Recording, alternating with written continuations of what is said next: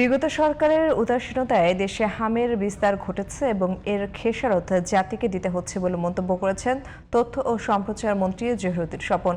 বর্তমান সরকার দায়িত্ব নেয়ার পর প্রয়োজনীয় টিকা সংগ্রহ করেছে বলে জানান তিনি। এ সময় তথ্যমন্ত্রী বলেন, বিশ্ব বাজারে জ্বালানি তেলের দাম অস্বাভাবিকভাবে বাড়লেও দেশের বাজারে তা সহনীয় পর্যায়ে রাখা হয়েছে।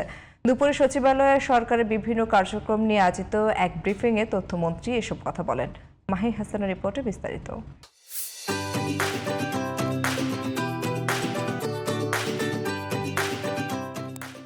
কাজের একটা অভিজ্ঞতা।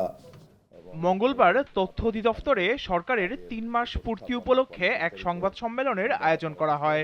এতে সরকারের নেয়া নানা পদক্ষেপের কথা তুলে ধরেন তথ্য ও সম্প্রচার মন্ত্রী জহিরুদ্দিন স্বপন। সাধারণ চলাফেরায় ট্রাফিক সংবাদ সম্মেলনে আগামী ১৬ই ডিসেম্বর হযরত শাহজালাল আন্তর্জাতিক বিমানবন্দরের ৩য় টার্মিনাল চালু করা হবে বলে জানান তথ্যমন্ত্রী। বলেন, নির্ধারিত সময়কে সামনে রেখে প্রয়োজনীয় পদক্ষেপ নেওয়া হচ্ছে। এ সময় তিনি আরও জানান, আগামী ১ বছরের মধ্যে দেশের সব স্থানীয় সরকার নির্বাচন সম্পন্ন করার পরিকল্পনা রয়েছে বর্তমান সরকারের। হাম আক্রান্ত ও ঝুঁকিপূর্ণ শিশুদের ভিটামিনে খাওয়ানো হচ্ছে। ভিটামিন A+ ক্যাম্পেইন দ্রুত বাস্তবায়ন করার জন্য ক্রয় প্রক্রিয়া চলমান। বহুপাক্ষিক আলোচনা ও কর্মকৌশল ঠিক করে হযরত শাহজালাল আন্তর্জাতিক বিমানবন্দরের ৩য় টার্মিনাল দ্রুত চালুর উদ্যোগ নেওয়া হয়েছে। ১৬ ডিসেম্বরকে সম্ভাব্য তারিখ হিসেবে বিবেচনায় রেখেই সকল প্রস্তুতি সম্পন্ন করার নির্দেশ দেওয়া হয়েছে। গণমাধ্যমের বর্তমান পরিস্থিতি উল্লেখ করে তথ্যমন্ত্রী বলেন, এ সেক্টরে নানা অরাজকতা বিরাজ করছে, যেটাকে নিয়মের মধ্যে আনতে জুলাই আগস্টের মধ্যে একটি মিডিয়া কমিশন গঠন করা হবে। ৫ আগস্টের পরে মামলার মুখে পড়া সাংবাদিকদের প্রসঙ্গে তথ্যমন্ত্রী বলেন, মামলায় পড়া অনেক সাংবাদিকই আওয়ামী লীগের নেতা হিসেবে মানুষের উপর নির্যাতনে জড়িত ছিলেন।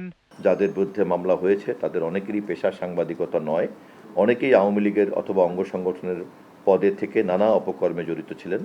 অনেকের উপর নিপীড়ন চালিয়েছেন, ভুক্তভোগীরা মামলা করেছে, কিন্তু ভুইফোর কোনো মিডিয়ার পরিচয় ধারণ করে সাংবাদিক হিসাবে কেউ কেউ সুবিধা নিতে চাচ্ছেন।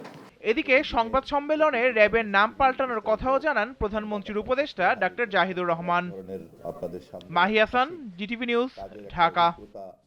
এবং এক ধরনের আপনাদের